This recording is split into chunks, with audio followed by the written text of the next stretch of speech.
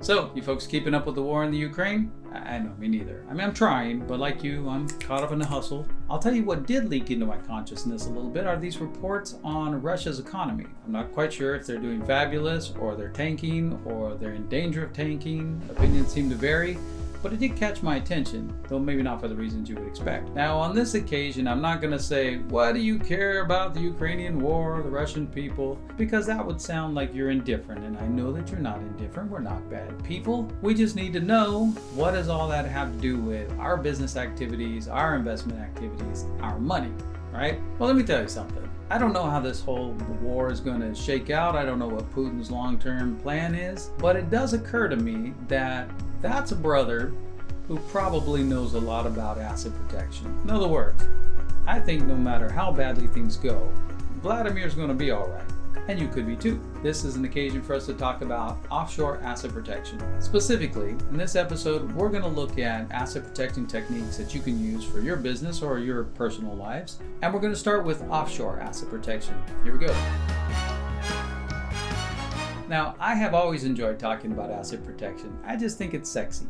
I get these visions of tropical paradises and principalities. You know, we're an international law firm, and asset protection traditionally has involved foreign jurisdictions, so I guess that part makes sense. So of course, you've heard about companies and bank accounts in Cayman Islands, Switzerland, the Cook Islands, cool places like that. A lot of that has gone away in recent years. In fact, our law firm doesn't do as much offshore work these days as it used to, which is too bad because I enjoy it. I will tell you why in a minute, but first, let me at least give you a broad overview of offshore banking and offshore asset protection. Those two things go together, but they are actually different. Now, before anything else, let me answer the question that I always get when I get into this topic. Is it illegal to have an asset protection scheme?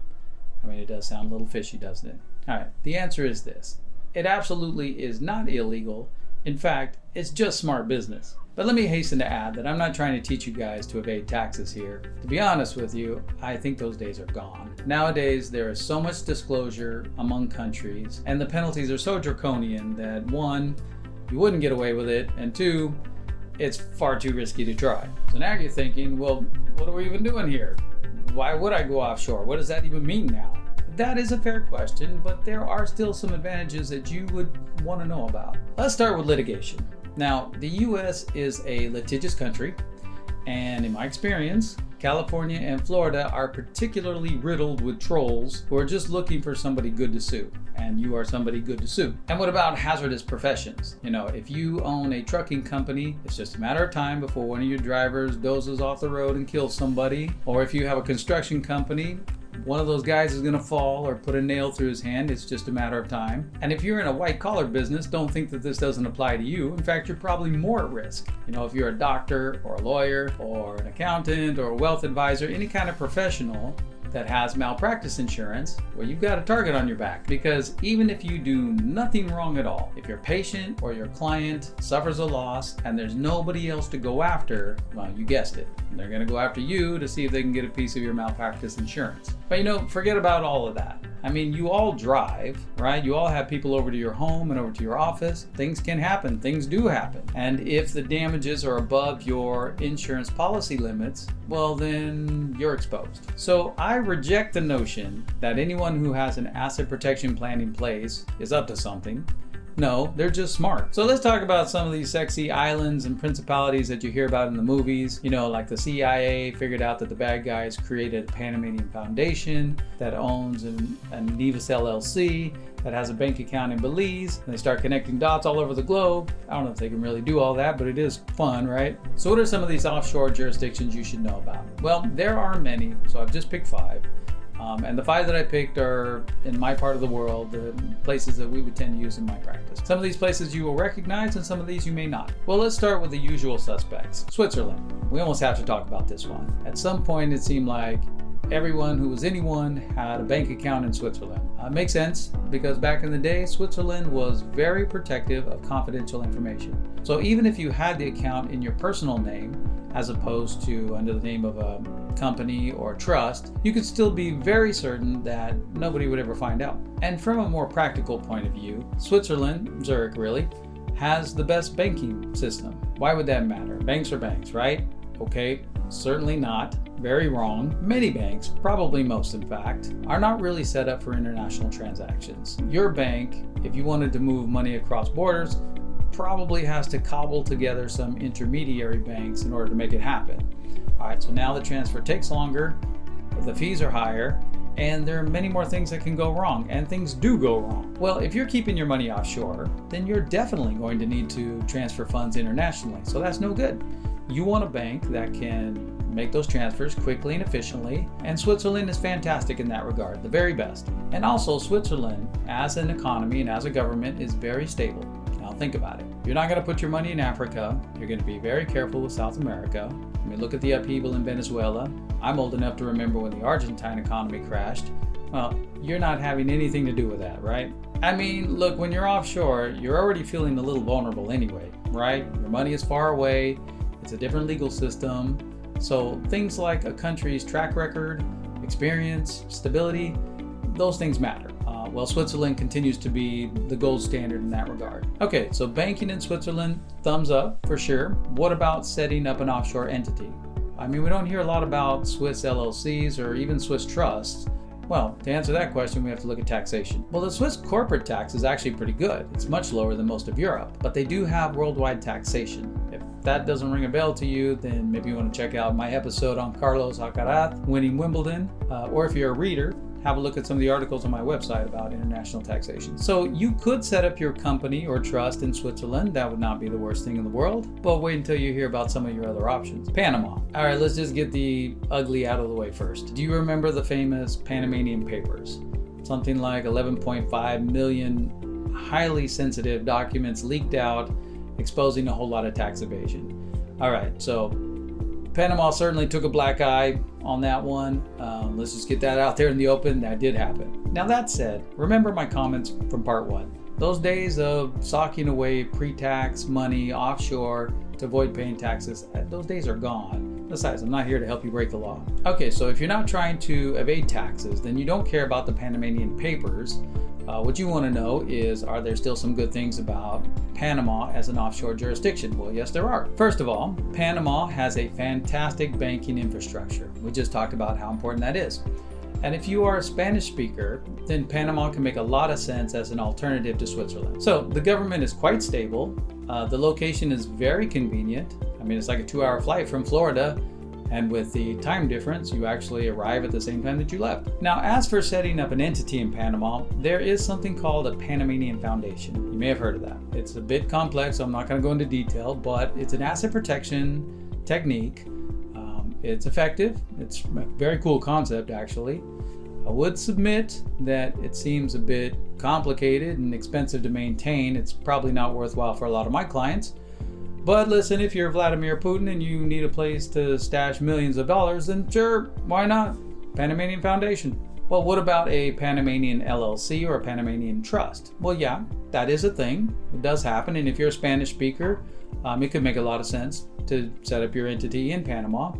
Panama also does not have worldwide taxation. So that means you would pay tax on any income that you generate within the country, but that's it. Okay, so Panama is definitely not a bad option. But look, if you're in that part of the world, Central America, Caribbean, and you're not a Spanish speaker, then there's some other jurisdictions you should definitely look at. In part two, we mostly focused on offshore banking, which does go hand in hand with asset protection, but it's actually distinct. We're not looking at quite the same thing. If we're talking about asset protection, then we are talking about the Cook Islands. They have long been the gold standard for asset protection. And the Cook Island also has a good banking system. It's not Switzerland or Panama, but certainly good. But the Cook Islands' real claim to fame is their protective legal system. Now remember back in part one when we talked about the many ways you can get yourself sued, and probably will sooner or later, this is where those laws come into play. Now let me give you some examples. Well, first of all, they have a very short statute of limitations. It's 1 to 2 years. So it's not like in the US where a plaintiff can hang out for 4 or 5 years and still pop up out of the blue and sue you. No. And once that statute of limitations has run, well, then a judge in Cook Islands simply won't hear the case. Here's another one.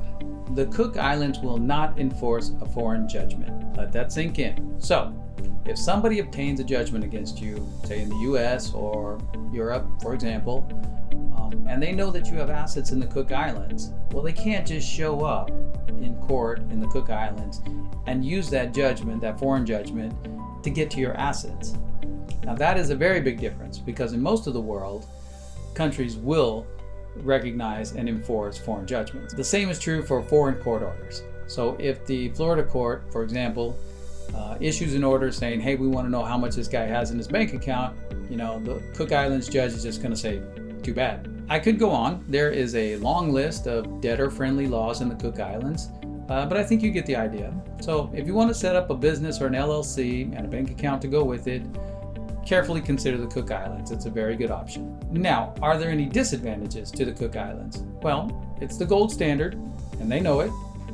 It has the longest history of asset protection. It has the most complete case precedent. So, as you might expect, it's quite a bit more expensive. So now you're wondering, okay, are there alternatives that offer similar asset protection benefits but at more affordable rates? Glad you asked. There are. Nevis. I have saved the best for almost last. Nevis is my favorite. There's a country in the Caribbean called St. Kitts and Nevis. It's just one country, but somehow there are differences between the island of St. Kitts and the island of Nevis. I don't really understand the political setup myself, but for some reason, we only care about Nevis. That's where all the asset protection is happening. So you may have heard of a Nevis LLC or a Nevis Trust. That's really our go-to at my firm. Everything's cheaper in Nevis than it is in the Cook Islands, but that's not the only reason. Nevis gives you all the same protections that Cook Islands does, but then they throw a couple of sweeties on top. Check this out. If somebody wants to sue you in Nevis, they have to first put up a bond. But I'm not talking about just any bond. Like, for example, if they want to sue your trust, they have to put up a $100,000 bond. So it's like, goodbye. Here's another one that I just have to mention because it kind of cracks me up. I mean, it seems like a bizarre thing to make a law about. But Nevis does not allow plaintiffs to have attorneys who are working on contingency. Well, let's flip things around here for a minute. Let's imagine that you are the plaintiff and you have obtained a judgment for $1 million, let's say, and now you want to take that judgment to Nevis and have it enforced. Well, you may be able to find a lawyer who's willing to do that without charging you an hourly fee. Instead, they'll take a percentage of whatever they recover, so like 30 or 40% probably. Now, yes, 30 to 40% of $1 million, that is a chunk of change, but you might take that deal. Think about it. Those hourly fees are killer, and you have no guarantee that you're ever going to recover a dime. So if the lawyer is willing to work on contingency, if he or she recovers nothing, well, it costs you nothing, so why not? Well, Nevis says, if you're going to sue somebody here, you're going to have to pay your lawyer by the hour. Now, between that, the bond, and the generally defendant-friendly laws, I mean, who's going to do that? So if you have a Nevis LLC or trust, you are in pretty darn good shape. They speak English in Nevis.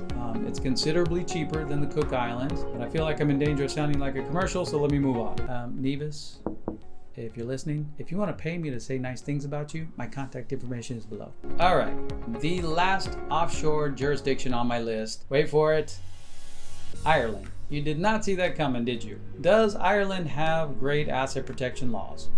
Nope. Ireland is part of the EU, so you're stuck with those European directives. How about the banking? Well, Ireland is good, but just like any other developed country, it's nothing to write home about. So why are we talking about Ireland? Two reasons. First, Ireland has a very favorable corporate rate, 12.5% last time I checked.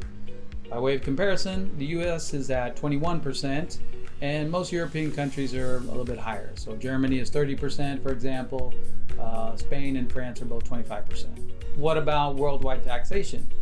Only if you reside in Ireland. So you could establish your company in Ireland, live elsewhere, and you would not be subject to worldwide taxation. So now you're thinking, okay, that's good, but now that I've heard about some of these Caribbean countries, how am I supposed to get excited about Ireland? Wouldn't that be a step in the wrong direction? Well, yes, you're not wrong, but there is something we have yet to talk about. Red flags. Some of these tax haven countries or traditional asset protection jurisdictions raise eyebrows. If you're the IRS and you hear that someone has an account set up in Cayman Islands or the Bahamas where there's no personal income tax at all, well, you perk up. Or here's another example that might be even more relevant to you guys. Knowing what you now know. When you hear that a company you're about to do business with is a Nevis LLC, your spidey senses are going to start tingling. You're going to be asking yourself, why would these guys need bulletproof asset protection? Are they planning to rip me off? And I know that if they do rip me off, there's not going to be a damn thing I can do about it. That's what I mean by red flags. If you're an importer, exporter, or other international commerce, and you're set up in one of these well-known sanctuaries, well, some of these savvy clients that you'd like to do business with are going to be turned off. It is going to cost you business. I've seen it. Well, that's not the case with Ireland. You don't get the amazing asset protection, but you do get a very nice corporate tax rate and no red flags. So as you can see, offshore asset protection is all about trade-off. You're going to trade off convenience to get more protection, but then you may very well trade off protection to inspire more confidence in your business. As is usually the case for these legal matters, what is right for you is going to be very much dependent upon your particular circumstances. So there you have it, folks. That's why you care about Russia and the war in Ukraine. Asset protection. This episode has gotten long on me. You can tell I enjoy this topic, and in fact, we're only halfway there. Next week, we're going to talk about domestic asset protection, and once I explain to you some of the new laws that have come into effect, I think you'll understand why, in our practice at least, the offshore asset protection is kind of taking a back seat. Most of what we do these days is domestic asset protection. So I will see you then.